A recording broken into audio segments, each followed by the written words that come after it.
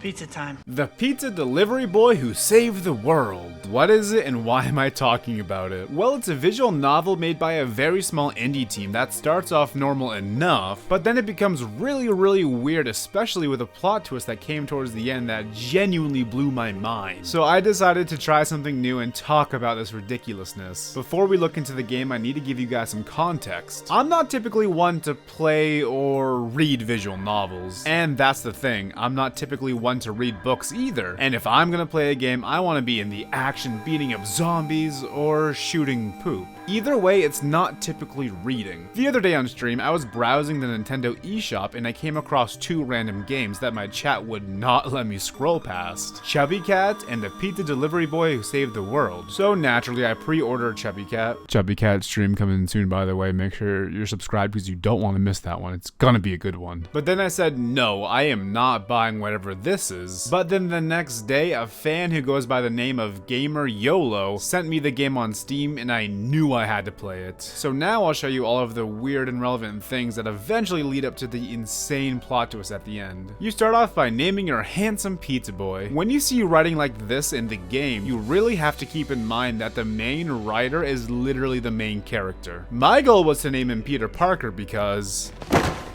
Pizza time. But I accidentally put in that for his first name, or close to it anyway. So I had to improvise, and his full name is Peter Packer Tobey Maguire. Yes, Tobey Maguire was too long to put as a last name. And what a handsome little pizza boy he is. The game starts off normal. Well, normal enough. You're just a normal guy who works as a delivery driver for a pizza place. Meanwhile, every other character is actually insane, and they all have anger issues. This game is a comedy, but I wasn't the biggest fan of all the jokes. I don't even know how much I registered as actual jokes. I was just annoyed along with the main character about how everyone is an asshole. But I'm not here at all to pick apart the humor, and some people in my chat seem to genuinely enjoy it. Regardless, there was some funny moments. Oh my god, we can't even answer. What the hell is that? I don't know, pizza place.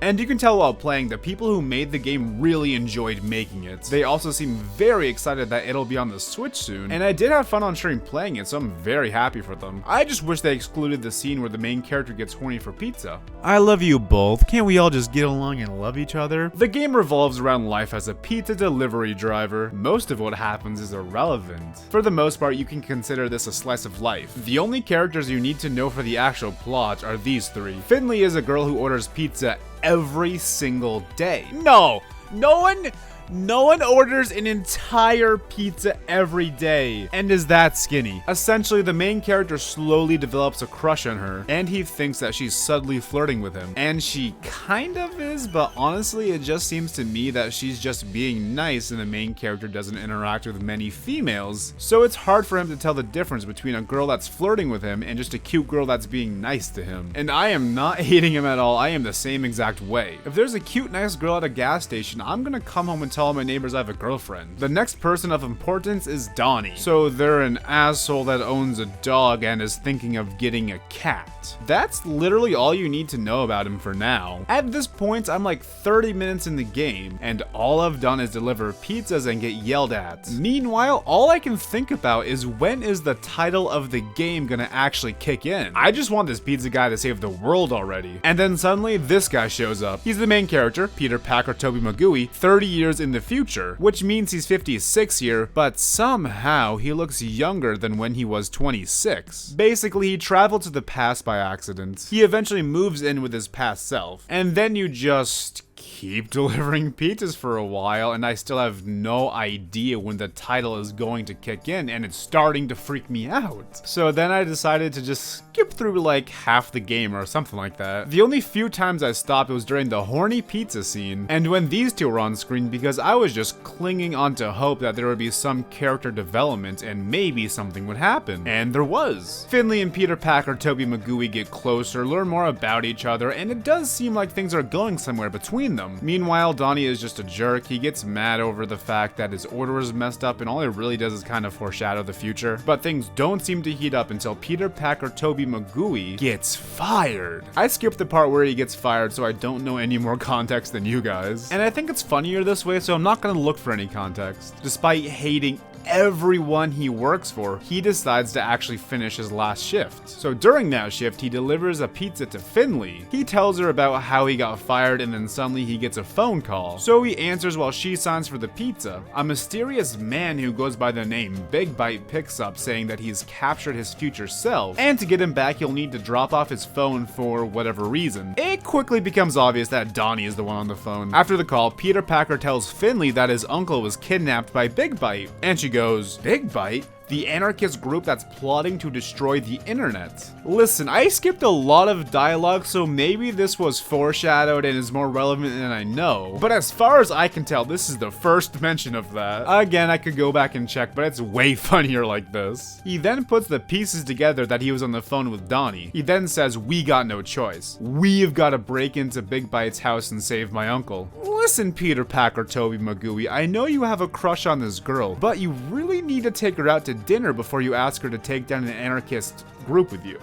Trust me, I know from experience. Understandably so, Finley is like, "What the fuck?" And Peter says, "We're already involved." "No, Peter, you're not both involved, it's just you." This pizza addict has no stake in the matter whatsoever. Peter then tries to guilt trip her, but it doesn't work. So Peter decides to tell the truth that his future self is kidnapped, not his uncle. Again, she's like, "What the fuck?" He then lazily explains everything to her, and somehow she believes him and is suddenly willing to help save him. She wasn't on board with helping the uncle, but now that she knows it's his time-traveling future self, she's all in. What kind of logic is that? It then skips to the next chapter where Peter is standing outside of Donnie's house, and he says, "I'm in position." Okay, I guess we're skipping the entire planning stage and just jumping right into it. By the way, Peter is communicating with Finley through an earpiece. Peter knocks on his door and offers Donnie a free pizza because he messed up an order previously in the week. Donnie seems grateful and accepts the pizza. Then Peter asks to use the bathroom,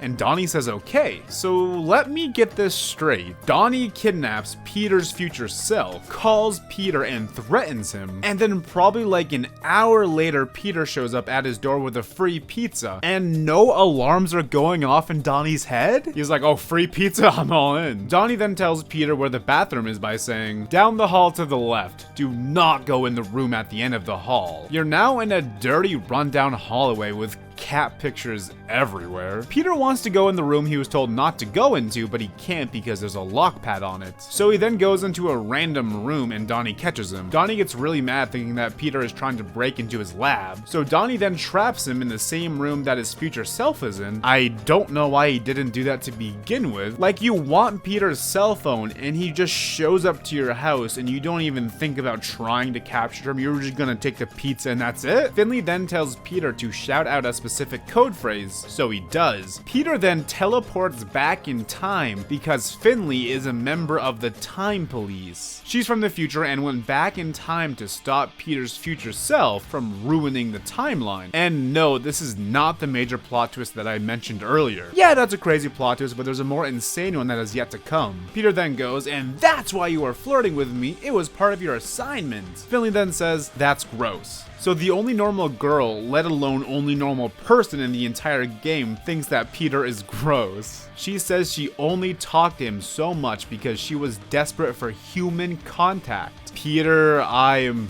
very sorry. You are a stud and she does not know what she's missing. They then devise a new plan and Finley goes in this time. She tricks Donnie by saying she's a part of Big Bites and that she was sent to deliver some cats for his experiments. Donnie then explains that they're trying to make hyper-intelligent cats capable of human thoughts and emotions. I don't even know why this is here. This guy was already trying to destroy the entire internet. Was that not evil enough? Do they really have to throw in this messed up and very irrelevant thing in as well? Now it's really weird and messed up that he has so many framed pictures of cats. It's then revealed that Peter's future self was captured because he tried to stop Big Bite, and he wants Peter's cell phone because the future technology could really help him. In this time, Finley is also able to get the passcode to the door that future Peter is held in. Current Peter then messes up things by screaming when he hears that Donnie was planning on killing him. Donnie then says, "We'll destroy you and take over your puny planet," as if he's an alien? So he again travels back in time, but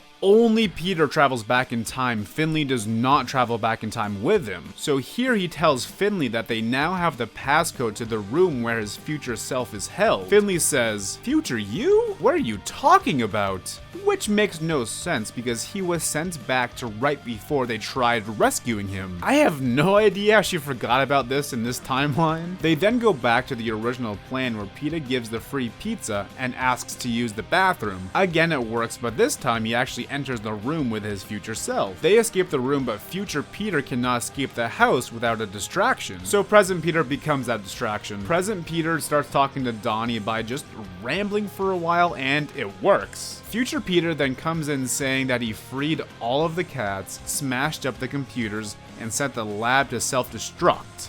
I love how all of that is done off camera. The main thing happens off screen, guys. Are you kidding me? Seeing future Peter do all of that would have been way more interesting than this talk about ranch that we had to watch. Also, Donnie's face looks like this before the place explodes, and I have no idea why. Maybe my theory on him being an alien actually holds up. They escape the building and meet up with Finley, who out of nowhere says, "I'll explain later, Dad." Oh, what?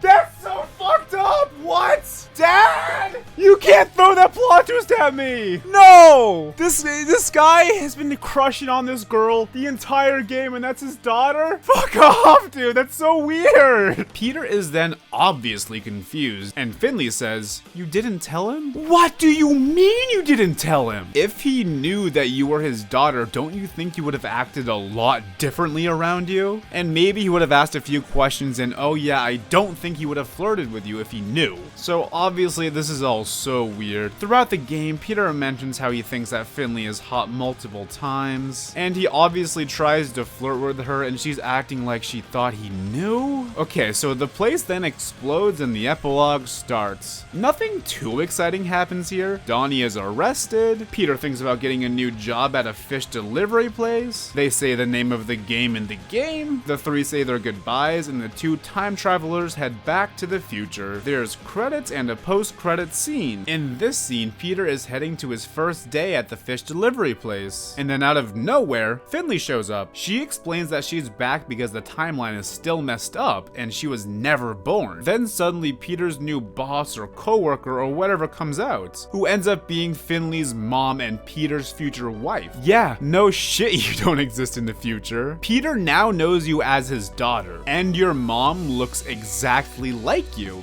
He probably realized how weird this is and does not want to get with her anymore. Honestly, Peter Packer Tobey Maguire should have just gone back to the pizza that he fell in love with.